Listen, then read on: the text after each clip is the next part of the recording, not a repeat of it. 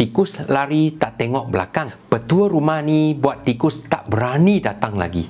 Salam sejahtera, Uncle Andrew datang lagi dengan tips yang menarik untuk jaga rumah anda daripada tetamu tak diundang. Hari ini kita cerita pasal siapa? Tikus. Bukan tikus mak-mak ya, tapi tikus yang suka berpesta dekat dapur, store dan siling rumah kita.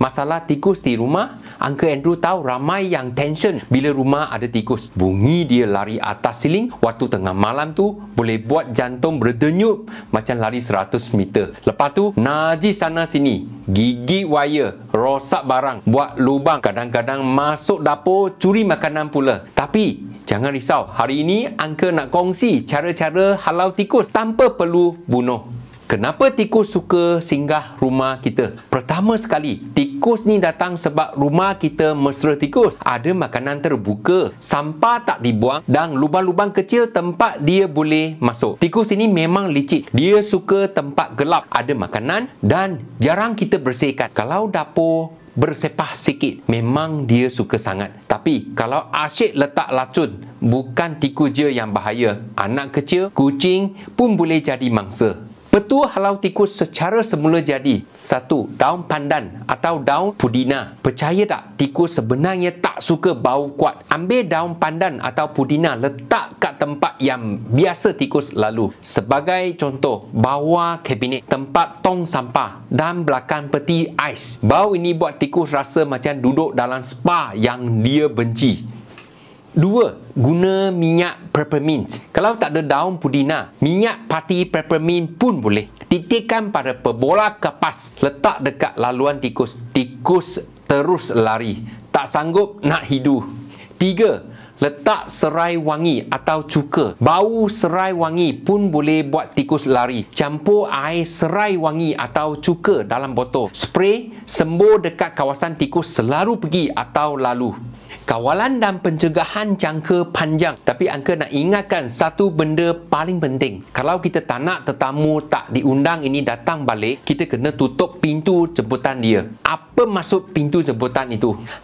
Maksudnya jalan-jalan masuk yang kita tak sedar kita buka untuk tikus. 1. Contohnya, lubang-lubang kecil kat dinding, celah pintu, bawah sinki, semua tu kena tutup. Guna simen atau dawai besi. 2. Lepas tu, jangan tinggalkan makanan terbuka. Bau makanan ni macam jemputan VIP untuk tikus datang berpesta. 3. Sisa makanan, jangan biar bersepah. Bersih cepat-cepat dan pastikan tong sampah tu bertutup rapat. Kalau kita jaga semua ini, barulah rumah kita bukan hotel 5 bintang untuk tikus.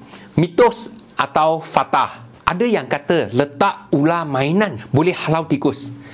Ini memang mitos lah. Tikus zaman sekarang dah bijak. Dia nampak ular plastik tu, dia mungkin fikir, mainan baru ke ni? Kalau tikus tu dah biasa dengan rumah kita, dia langsung tak takut, siap melintas depan ular tu sambil buat-buat tak nampak. Jadi, jangan buang masa dengan triks yang viral tapi tak menjadi. Gunakanlah cara yang terbukti, berkesan dan selamat. Baru tikus betul-betul angkat kaki.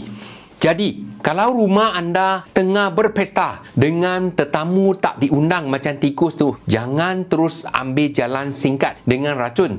Kadang-kadang racun itu bahayakan anak-anak, haiwan peliharaan dan kita sendiri pun tak sedar bahayanya. Cuba dulu cara yang Uncle Andrew share ni. Semula jadi, mudah dan lebih selamat.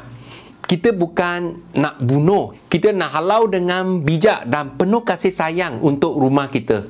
Kalau anda rasa info ini berguna, sila tekan like, subscribe dan jangan lupa share video ini kat grup family, jiran-jiran atau kawan-kawan. Mana tahu mereka pun tengah ada konsert tikus dekat dapur tu. Dan kalau ada petua lain yang anda pernah guna, tulis kat ruang komen. Uncle Andrew suka baca dan kita sama-sama belajar. Jumpa dalam video seterusnya. Jaga rumah dan jaga kesihatan. Terima kasih kerana menonton. Jangan lupa klik like, komen, share dan subscribe. Pastikan anda on notification supaya dapat update terkini dari Uncle Andrew.